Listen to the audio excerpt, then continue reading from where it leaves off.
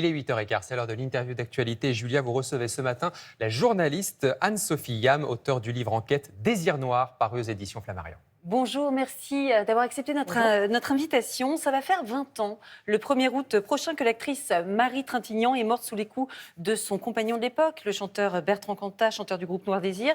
Vous venez de sortir un livre enquête au sujet de cette affaire, un livre passionnant dans lequel vous rappelez que ce drame, évidemment, n'est pas un accident, mais un féminicide, un terme qui n'existait pas à l'époque. Absolument. Ce qui est très intéressant avec l'affaire Cantat, c'est qu'elle sert de marqueur pour nous en tant que société et aussi médias de la façon dont on appréhende les violences faites aux femmes. Donc au départ, il y a 20 ans, donc en 2003, quand Marie Trintignant meurt sous les coups de Bertrand Cantat, on parle, c'est-à-dire que le champ lexical est proche du crime passionnel, c'est-à-dire qu'on parle de crime d'amour, d'un couple qui s'aimait tellement que finalement l'un en est mort, et surtout avec une description des faits comme s'ils étaient presque co-responsables.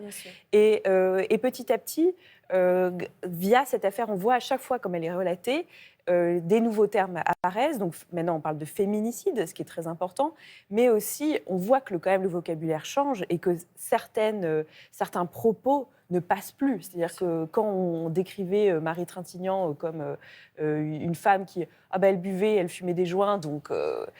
Voilà, quelque part, elle était co-responsable, c'est ce qu'on Exactement. disait en tout cas à l'époque. Heureusement, tout ça a bien changé. Vous aviez déjà réalisé une enquête dans Le Point en 2017 qui expliquait la loi de l'omerta autour de Bertrand Cantat. Cette omerta, elle est toujours d'actualité autour de ce monsieur ?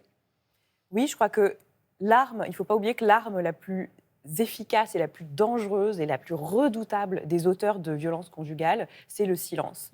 Et cette affaire ne fait pas exception. C'est-à-dire que le silence des victimes qui sont pris dans une toile d'araignée, une sorte de piège où elles ont soit honte, soit par amour, protègent souvent les auteurs. Donc l'entourage très proche qui se tait. Mais vous dites dans l'affaire Cantat précisément que les médias aussi ont été complaisants, et vous me citez même les politiques qui auraient eux aussi été complaisants avec cette histoire. Complètement. C'est-à-dire que là où cette affaire est quelque part exceptionnelle, c'est que ce n'est pas en effet juste les victimes et l'entourage qui protègent l'auteur des crimes, mais aussi beaucoup plus largement, parce que Bertrand Cantat, c'était un homme de gauche, avec des idées pures, belles, comme si ça avait quelque chose à voir avec son crime. Enfin, les violences conjugales, c'est totalement apolitique, mais du coup, il a été protégé par son milieu. C'est-à-dire que quand on voit qu'en 2014, Noël Mamère, par exemple, quelque part, le sollicite pour être son soutien aux élections européennes, c'est-à-dire que 2014, il y a eu déjà la mort de Marie Trintignant, la mort de sa femme Christine Aradi. On sait qu'il a été violent avec Christine Aradi. Alors justement, parce que dans votre livre, vous faites de nombreuses révélations, vous ne vous arrêtez pas au seul cas de Marie Trintignant. Témoignage à l'appui, vous montrez que Bertrand Cantat était violent avec sa première femme, donc vous en parliez, Christina Radi, qui s'est donné la mort en 2010. Vous dénoncez la responsabilité de Bertrand Cantat dans le suicide de Christina Radi. Vous parlez même d'une deuxième affaire Bertrand Cantat.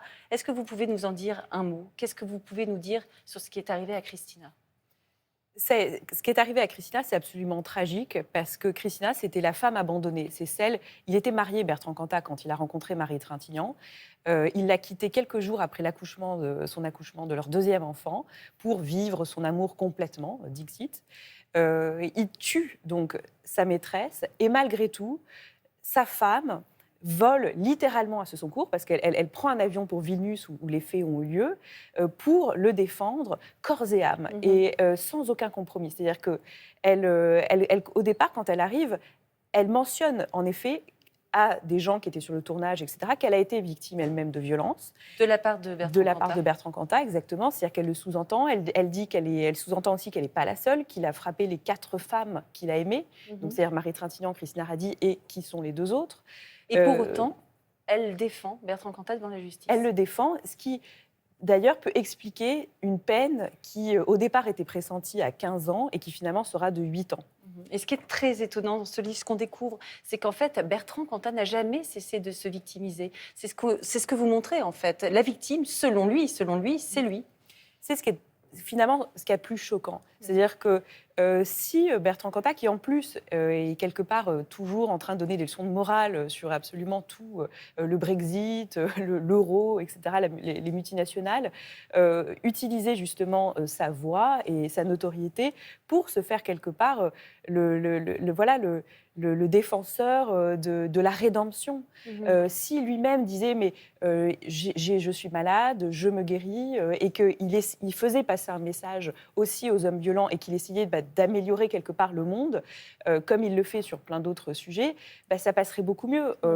Mais là, le problème, c'est que donc déjà, il est traité avec une complaisance absolue dans les médias. Il suffit de se rappeler de la couverture des Inrocks, mais surtout le contenu de l'interview qui était très, très choquante.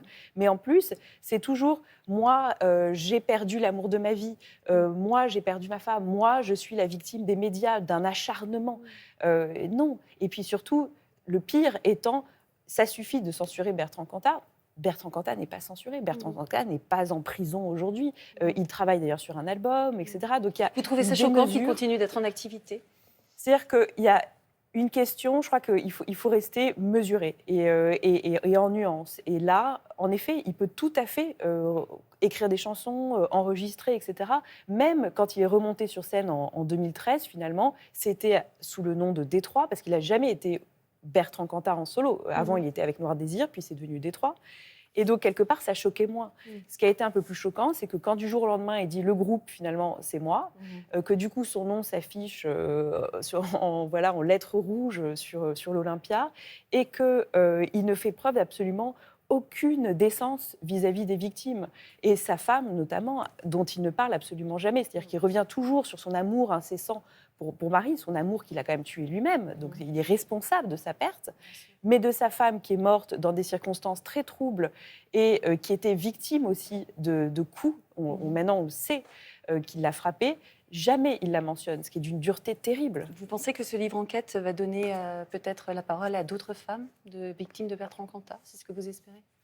En écrivant ce livre, c'était mon espoir quelque part le plus fou, c'est que, et j'espère encore, qu'il y a certaines histoires qui doivent être répétées.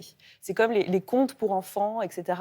Pour que ça rentre dans l'inconscient collectif, il faut répéter des histoires emblématiques comme celle-ci, parce que finalement, être victime d'un féminicide, ça peut arriver à n'importe qui. Ça peut m'arriver à moi, ça peut m'arriver à vous. Et il suffit de voir que Marie Trintignant et Christina Radi étaient des femmes très fortes, très indépendantes. Elles étaient belles, elles étaient libres.